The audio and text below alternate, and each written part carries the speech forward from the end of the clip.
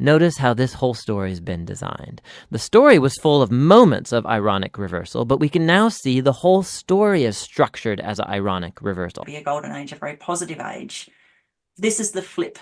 This is the energetic flip. The flip can be, is manifested is the things that certain people were intending to do, and they can only see the energy of what they're tied into, will then be reflected and reversed onto them. And what he fractalizes the story down into is 17 different sections like this, right? So when it goes all the way down dark, and then it's a quick flip and it flips back up. So But what happens if the poles just shifted, and then the positively charged culture, those in charge, were literally, all their energy was suddenly removed from them?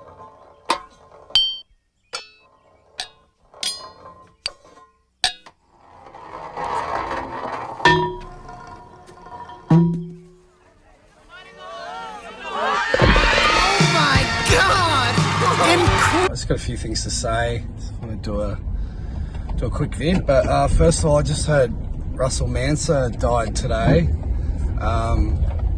He's a well-known TikToker or whatever, but he was a former bank robber that kind of turned his life around. But more importantly, and why I messaged him probably about 6 months ago, maybe not even that, maybe 3 or 4 months ago, was he's a Darrick Boys Home survivor. And he knew a lot of the goings on in Sydney and King's Cross to do with the pedophile ring and the Woodrow Commission. I actually reached out to him a while ago to get him for an interview, and he said he would, and then I wrote back and to organise the time. He never got back to me, and I get that's kind of how it is sometimes with these people that are highly sought after. He probably he never saw it, so it's a bit of a shame that he died, because that's someone that's went down the path of crime and stuff, as so many of these kids that are sexually abused do. And we know about Darrick Boys Home and what a horrible place it was. I felt really scared about going to Darrick Boys Home because I'd heard whispers about what was going on there. The first night I got to Darrick, I seen staff grabbing kids out of beds and taking them into the ablutions block. About second or third night I was there, one of the staff members, firstly I could smell him breathing on me, and he had breath like a sewer. And he told me to wake up, and then marched me into the ablutions block, and then sexually abused me. It made me feel ashamed, it made me feel embarrassed, it made me feel unmanly. And from that moment onwards, it was like having a massive big hole in my heart. I covered a lot of that years ago with John Laws and the stuff that's coming out even now with Alan Jones, that he was tied to Darrick Boys Home. So yeah, go back, listen to my old video I edited with of Tim Roy actually talking about his experiences with Darrick Boys Home, and he's actually signed off and showed online some of his police documents where he named some of these high-level abusers that were coming into the home. And I think 60 Minutes even did a thing on Darrick Boys Home. And, it's infamous boys home, tied to the Woodrow Commission too. So yeah, it's sorry to hear of his passing. It's not nice, especially for someone that was doing really good work and being a role model for his son as well too, who'd also had a bit of a criminal past. So anyway, what I want to talk about, also thanks everyone that came to the Mulaney event in Sunny Coast. It was like I've said many times, I can't speak highly enough of Callie and Campbell, and yeah, it's like I'm honoured they would even ask me to come on stage and have a bit of imposter syndrome, thinking that what am I doing up here with these guys? Because especially Callie's got one of the most unique and amazing energies and life stories that you just wouldn't believe. And she was telling us more stories on last Saturday night, and you just would not believe that anyone could live the life she's lived. It's like 50 lives in one. She's still young. but she's that kind of person, you know. Campbell as well, but Callie's just like, she's just an intense, crazy character. Anyway, it was a really nice event, and it was great to meet a lot of people there too. Yeah, so what I wanted to talk about was interesting. What Callie was and Campbell did in their last podcast was something that I've been picking up on for a long time as well, and started talking a bit about, was this energy of the reversal of the flip. And what Callie was saying is that she was using the term a negatively charged realm, and that it's going to flip into a positive charge realm. Glorious Tartarian culture that we've been studying with such glee and joy, you know, and that we're all sort of agreeing on the same things, that they were a high-vibing culture because what they built was very high-vibing, beautiful engineering, cymatics, you know, the harmonies, the bells of vibration, the water, all that stuff. So one would assume that was a very, like, if you look at it from a positive or a negative charge, that was a positively charged culture. Yes, definitely. That's what it looks like. And then we enter the this period that we're in right now. And, you know, one would say, I think everyone would agree on this realm, that we are in essentially a negatively charged reality. Yes. That we do great. So we experience, you know, and for the whole time, I think the last, you know, 1,000 years, there has been no war for like 200 days or something in like 1,000 years. Like we're in a like negatively charged realm. That's why the whole economy is based on sex and perversion. That's why we've got the whole corruption of innocence and children. That's why you're put under so much stress when it comes to surviving and being financially viable and buying a house, all that shit. And then all of the bombardment of the whole Satan energetic from all the Hollywood music, blah, blah, blah, blah. You guys all know this. So we're in a negatively, and also all the leaders run all of that. I don't think you would be able to say, find me one leader where you would say for sure that's a positively charged being. All right, so this is why I think this is it, right? This is why I think this is the case. So when we flipped from the last reset, we went from a positively charged experience to a negatively charged experience. Yep. So what that would look like in my head from this concept is that we had a pole shift. And that when that pole shifted, it starts to amplify the negative or the positive charge. So, like, and actually Jay was talking about this in regards to the Dark Ages, and he was talking about this amazing, I found it amazing because it just fits so much into this theory, that the Dark Ages sort of were, the birthing of the Dark Ages came with this pestilence, this disease, these black plagues that sort of washed over the realm and just like completely killed millions and millions of people. Like that pestilence, that disease, it's so in alignment with the stories around the devil, Satan being released, and like the army of darkness is descending on the world and destroying it. And, you know, it's the same. So, but like if you flip from a positively charged realm, pole shift, to a negatively charged realm, what's going to happen? So what happens is that anyone who's like a negatively charged individual or a soul group, and like I'm not judging negative or positive. Basically, I'm not saying positive is better than negative, because that is the reality of being in a polarized realm. Like we're literally in a polarized realm of negative and positive, and that's why we have light and dark, up and down. You know, Sherlock chasing the chickens. Oi. So like if you flip the poles from a positive charge realm to a negative charge realm, any individual who's charged negatively is going to be amplified. Yes. They're literally going to find their powers are activated and they're regenerated and rejuvenated by this hit of energy that's a match for their alignment, right? And we always think like there must have been a parasitic agenda that came in and destroyed it or took over, someone cleverer or something like this. But what happens if the poles just shifted? And then the positively charged culture, those in charge, were literally all their energy was suddenly removed from them.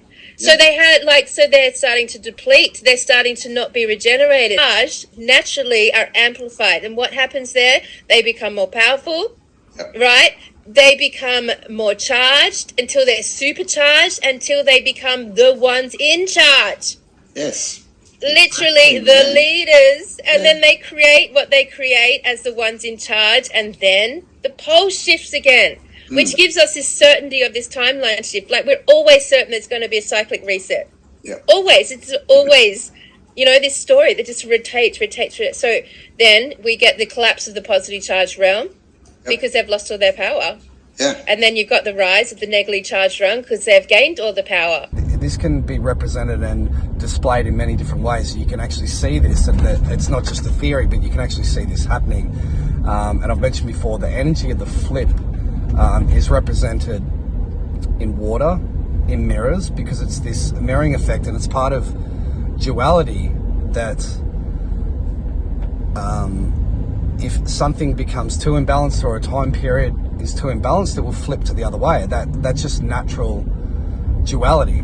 And then you take into idea that there is multiple different realities existing here, and likely what I've expressed before, that there is a synthetic overlay of this reality that is a mimic, and what it does is it mirrors natural light, which is natural duality, dark and light.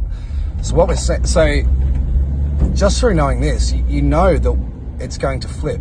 Things are going to turn around, they're going to change. So anyway, and even the chat I did with Rachel just recently, she spoke about flipping the ley lines and flipping and going back to what their original intention was, to actually harmonise the planet. Because we've had these Satanists hide the existence of the ley lines, co-opt the major portal spaces, and do horrific things in those spaces for millennia. And what we need to do, and all we need is a critical number of people to do it, go in there and turn it around, change it. Yeah. Doesn't matter how many years or how many thousands of years they've been doing it, we can change it with just a certain number of people doing it at the same time or over a certain period of time. And we've also come to the end of this cycle. We're at the end of this 25,000 year cycle, going into 1,000 years of what I believe is going to be a golden age, a very positive age. This is the flip. This is the energetic flip. We don't need weapons. We don't need wars. We can win this with energy. It's going to be a golden age, a very positive age. This is the flip. This is the energetic flip. I started looking at a lot of these different biblical books and stuff, and so I listened to I listened to some of the Bible verses online, and following the Q stuff for a long time, they dominate this energy of the flip. Even the letter Q itself is meant to represent a flip or a reverse, and this is like it ties into the Osiris story, that Osiris was born and died on the 17th, and that the warring factions on this planet actually fight over this number and this energy.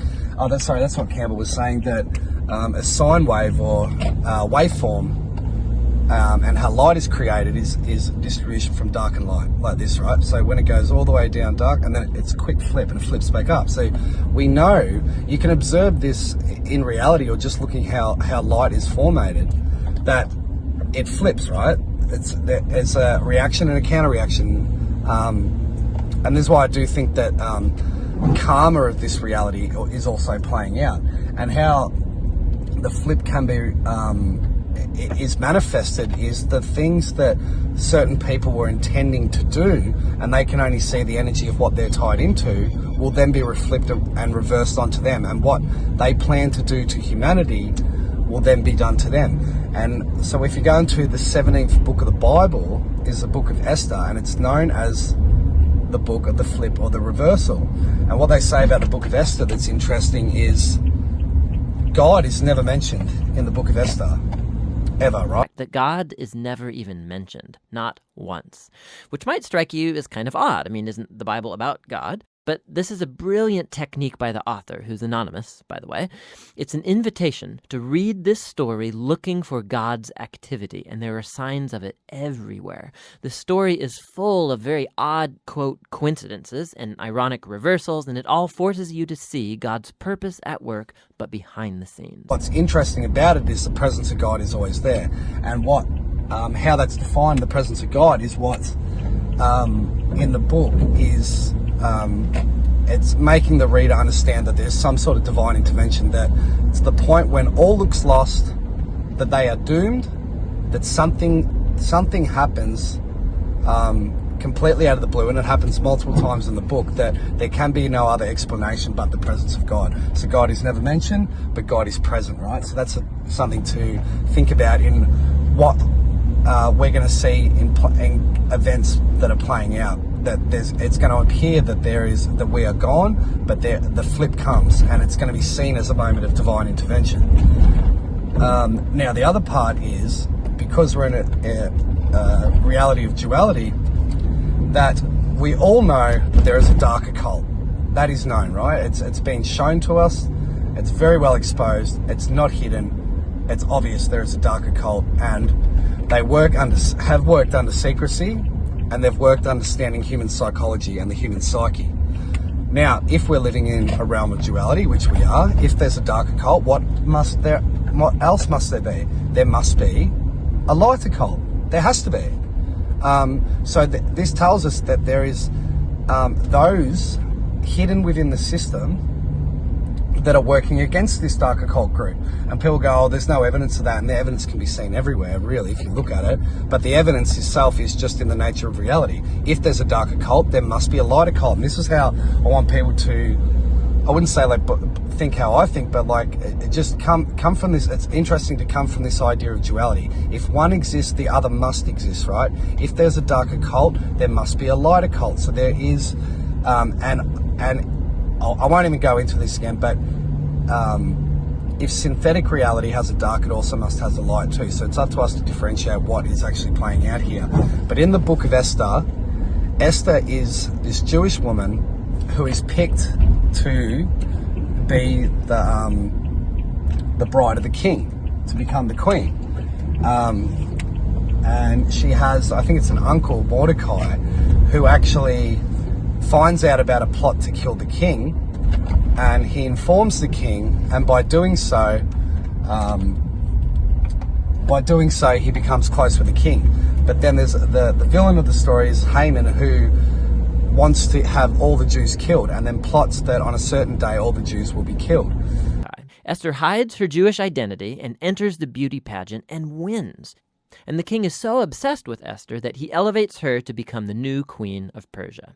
Now, after this, and even more serendipitous, is the fact that Mordecai just happens to overhear two royal guards plotting to murder the king.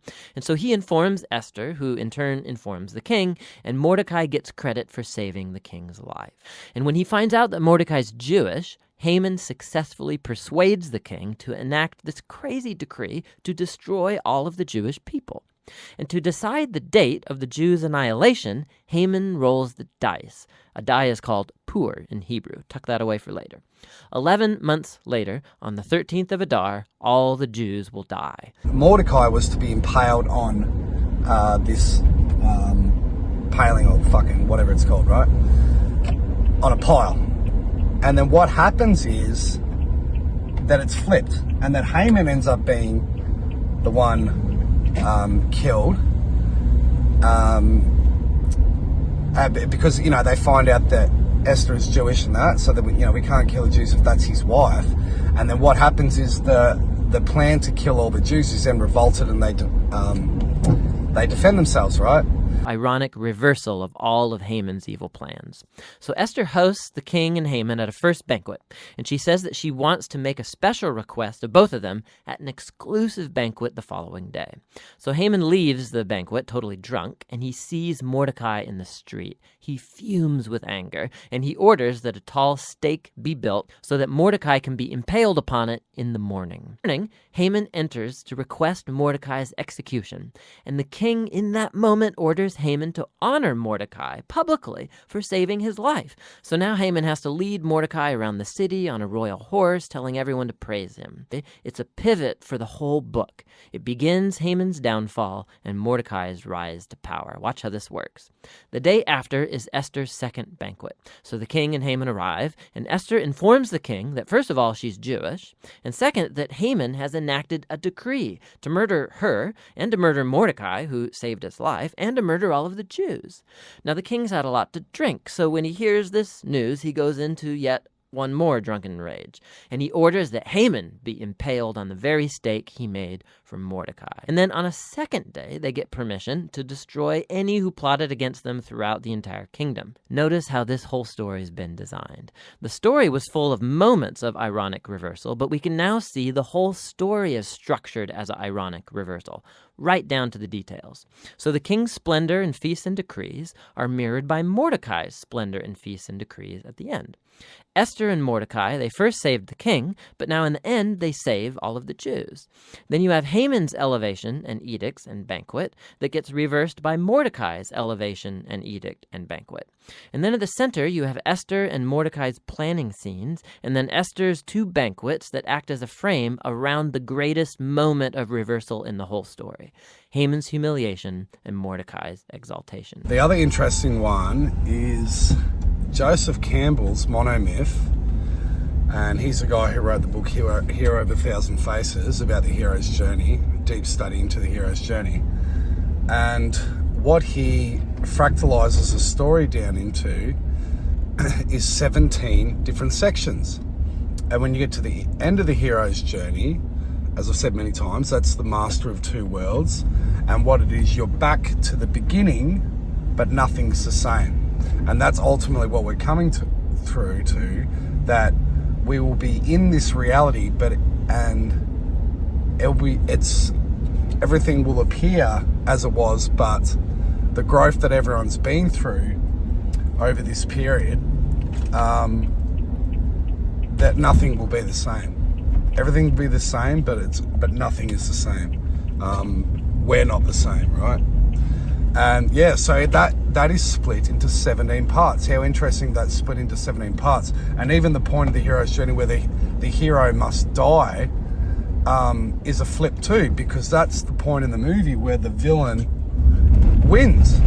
The villain wins, and it appears, and that's like, it extends for a period over the movie for the next, so many scenes where the villain has won, or it appears that the villain has won, and then ultimately the hero is reborn and comes back and wins. And that's what's happening. It's a universal blueprint, and what's built into the universal blueprint is the flip. And even with if you look at Freemasonry, how they have the white and black checkered boards, that ultimately is talking about the flip too, because when you have too much white, then it must go black to balance it out. And that's why they say that, once you hit the 33rd degree, that you're told Lucifer and God are the same being. And that's why I spoke about the false dark light paradigm. There are two doors. The door to your right leads to the source and the salvation of Zion. The door to your left leads back to the matrix, to her, and to the end of your species. As you adequately put, the problem is choice. But we already know what you are going to do, don't we? And what this being ultimately does is plays eons long in one side, and then it flips over to the other. So anyway, how interesting that Joseph Campbell's monomyth is split again into 17. So I just have to add this one. I was editing and I thought I'd better chuck this one in. It's a really good example. It's the exact same as the Book of Esther, and it's the flip. So in Happy Gilmore, Shooter McGavin pays a guy to disrupt Happy, and he comes in with a little buggy to knock him over, right? There he is. That worm. Happy, look out!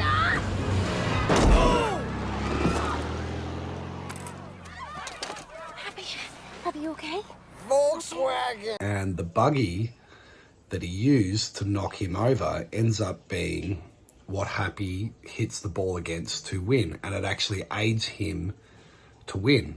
So, and that's the perfect moment, because it shows all is lost. This thing's blocking the hole, and he can't do anything.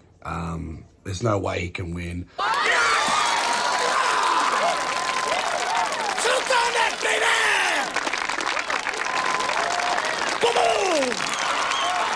If Gilmore can sink this, it will cap an amazing comeback.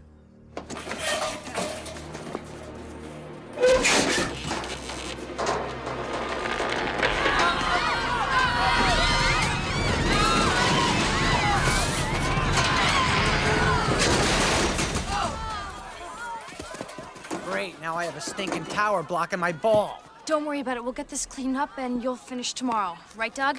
No, he has to hit it now. He has to play the ball as it lies. No, I did it off Frankenstein's fat foot, remember? Those are the rules. I didn't write them. I'm afraid he's right. Take a shot, Mr. Gilmore. But a moment of divine intervention, hand of God, that's not said in the story, but it's clearly there, and what was used to get to hurt him eventually aids him to win, right? So it's a perfect example. You can see this in so many stories.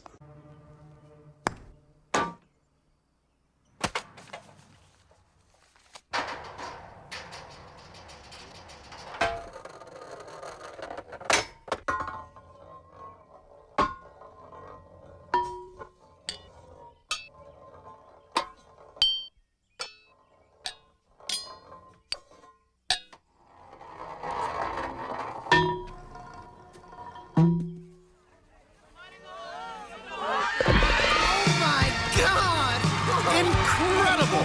Happy Gilmore wins the gold jacket.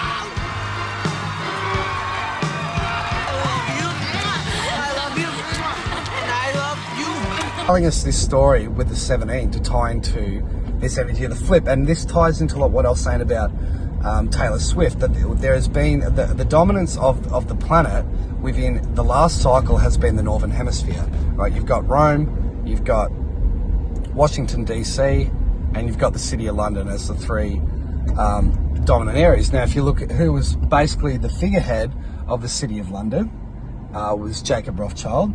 The front figurehead of the City of London was Jacob Rothschild. He's now dead.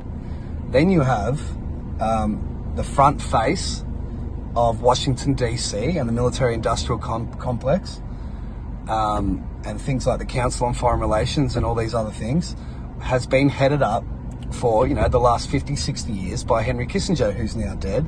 And the last one is the Pope. And this kind of ties into St. Malachi's prophecy, 112 popes, prophecy of the popes, and the last Pope before the end of the Catholic Church. So we're now seeing that this Pope is possibly Peter the Roman, or the last Pope. And then when that falls, that it's showing us that the energy and the domination of the planet has come from the Northern Hemisphere. Now, if you look into the ancient past and stuff that has been sent to me recently, that Australia is possibly referenced in the Bible as the land of Sinim, or the land of the southern land, and that Australia itself actually means in Latin the southern land. And people say this ties into the mirror, if you believe that kind of stuff. And Atlantis, and was that a civilization, and not domination, but the central control of the planet being on the southern hemisphere? And does this just flip? Does this constantly flip, right? And that what I see with the Taylor Swift thing, and what they called it Project Apollo with the NRL, it looks like very much like a ritual of the handing over the baton of the control of the planet from the north to the southern hemisphere, right? This is how it looks to me anyway. So you can see, and like with the COVID things like that, I truly believe, this sounds crazy, but I've said this from the start, that these camps, these COVID concentration camps, and in America, that they'd set up all the like shopping malls and stadiums that they were going to herd people into, and wipe out the population, or attempt to wipe out parts of the population, is going to be reversed. And these are going to be housed. The people that had planned this, and some of the string pullers are going to be, or the puppets are going to be put into these camps. It's very compelling that this was a part of the script. It has no business being in the movie. They made a bunch of they focused on it, talking about I am the earthquake and I am the virus right here in the movie. I am doing God's work. This is all some real Christian fundamental. Remember, I told you guys 3 years ago, I was putting predictions videos out saying that, hey guys, in the near future, you're going to start seeing a lot of evidence of a Christian right gaining a lot of power. And then it's going to become a Christian Reich. And yeah, executions are going to be on the table.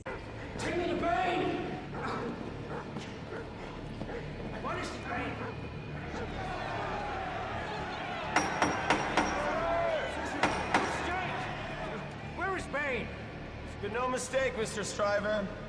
You are Philip Stryver, Executive Vice President of Daggett Industries, who for years has been living off the blood and sweat of people less powerful than him. Oh, Bane. I am one of you. Bane has no authority here. This is merely a sentencing hearing. Now, choice is yours. Exile or death.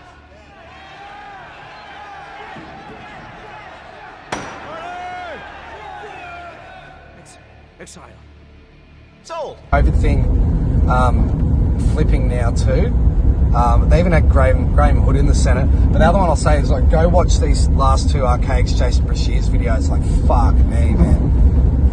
Unbelievable. Like these decodes on the eclipse, and he keeps mentioning too the rise of the Christian Reich, which I've been, you know, like I was talking about that even before I'd heard Jason, and then Jason just shows with his data and that too that we're both on the same pattern of thinking without me even having to look into any of the stuff. I could just kind of see that this is where it was going, and again, that's a representation of the flip too, that you show once it comes to the point that open Satanism is clearly out in the public, then it will flip. It will flip to this conservative Christian type, right? And everything is like, if you want to bring in something new, you got to destroy the old. And I just found out too that like Jerusalem in Hebrew is like I can't remember the exact translation, but it's like city of peace, right? And this is why they want that war to be a 0 point, to bring mass trauma and stuff, and divided the people, and then end the war, end Israel, and then bring in the new in the place that's said to be, in its etymology, the city of peace. So, you know, interesting shit. But there's way more stuff on the flip. I'm trying to fucking anyway, yeah, like actually I just like a weird synchronistic one was we got on I went and caught up with Kelly and Campbell before we did the show, and we were kind of talking about this sort of stuff, and I said, I'm going to go to the butcher and go get some sausages for tonight. And then I went into the butcher and I said, he goes, do you want the thin or the thick sausages? And I go, yeah, I'll have the thick ones, mate. And he goes, well, we used to call them fat and skinny sausages, but we're not allowed to call that anymore. And I'm like, oh yeah, that's funny, mate. Yeah, fuck it. I go, 2024, this is the way the world is. And he goes, do you know what? It's out of control, mate. And something needs to flip. It needs to flip. And I couldn't believe, like, as soon as he said it, it just triggered me. I'm like, yeah, like even the layman, not that I know anything about this butcher, but like, I guess he's just like, probably just like a normal dude. And even he's picked up on this energy that he's even said the term, something needs to flip. So people are very much picking up on this, that it's reached a point where it's going to, either that it's going to, or they believe that it needs to flip, right?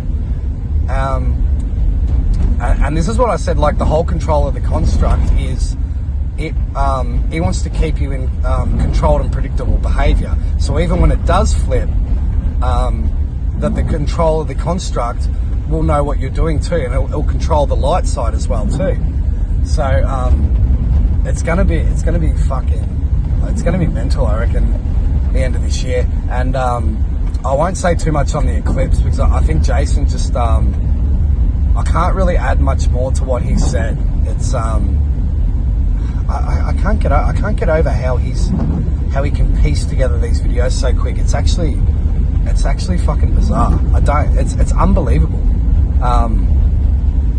Yeah, I don't have much more to say, but basically go and watch, and he'll show that the eclipse coming up now actually comes as a sequence of 3 different eclipses, and this actually ties into, I think it was the eclipse of 2017, which he said no one's talking about. Or was it? No, sorry, the 2021.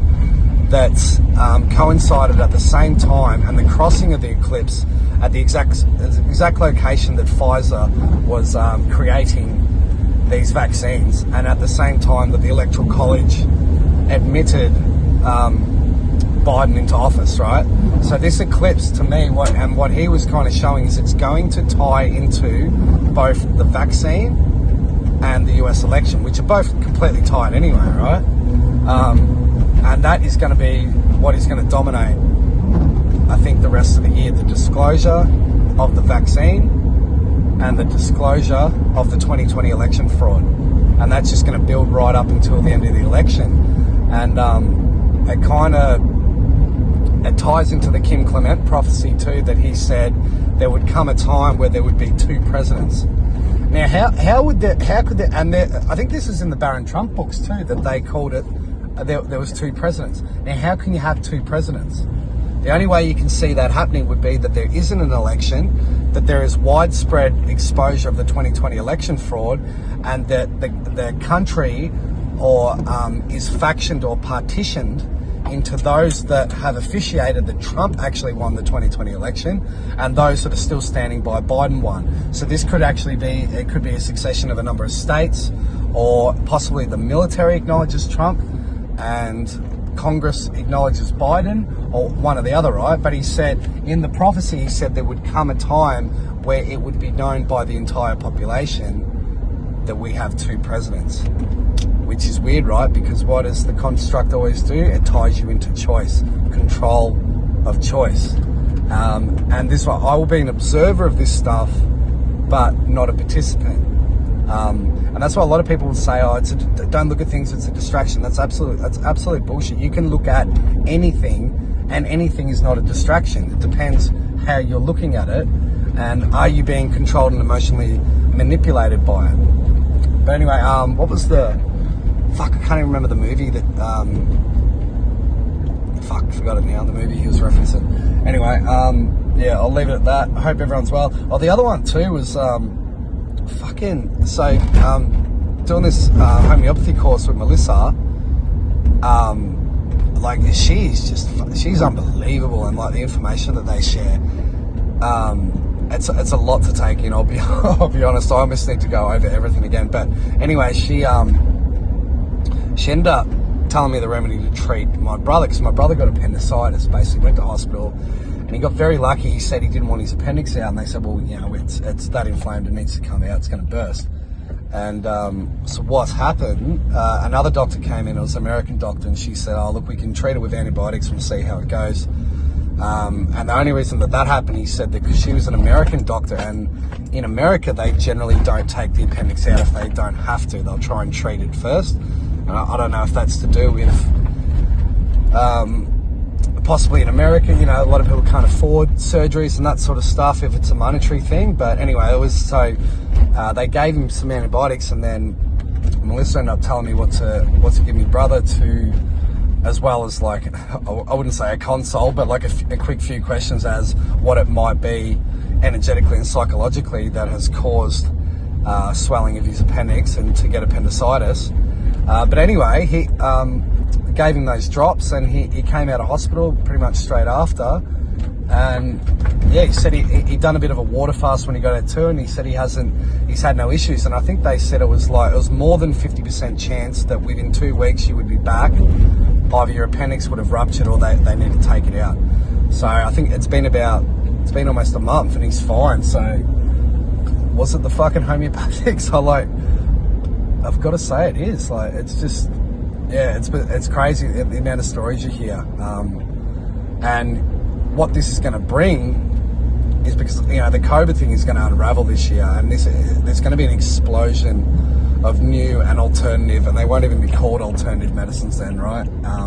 It's actually a flip. So it's going to flip back to how the human body used to be treated, because homeopathy was the most dominant form of treatment not that long ago, right? Before Rockefeller and the petrochemicalists came into power. So it's a flip there too. So yeah, anyway, I'll leave Jason's link on here. Go watch those videos, you'll be mind blown. There's 2 of them, it'll probably take you about 5 hours. And then I'll put in the Book of Esther clip under here. There's this guy that does biblical books and puts them into cartoons. They're really cool. And then I'll add the link to Melissa's homeopathic first aid kit. If you want to buy them too, you get a discount if you use my code Dale. So yeah, anyway, what else to say? I got Nikki's coming on to do, we're gonna do another shrine video, and she's got heaps more information. It's crazy, but and yeah, and also we'll be doing Skydive conference again. We're trying to get it done, get it ready for May. I'm just trying to solidify some of these guests coming in. We went kind of big trying to get some big dogs, and it's pretty hard.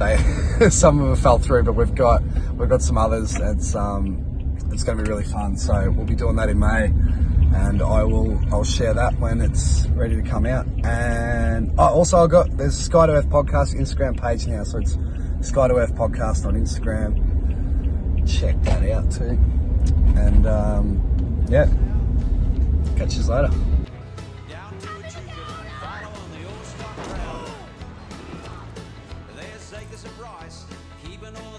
Green. Yeah, no better place in Australia you've ever seen. Down in the Riverina, down in the Riverina. Well, it's God's own country, you hear that all the time. When you're down in the Riverina. Well, there's Waka Waka Finley, hand and eloquent. But if you're down that way, hey, don't forget Berrigan. Truckies going by will always move to one side. Yeah, and watch those roofs where you'll take one for a ride. Down in the Riverina.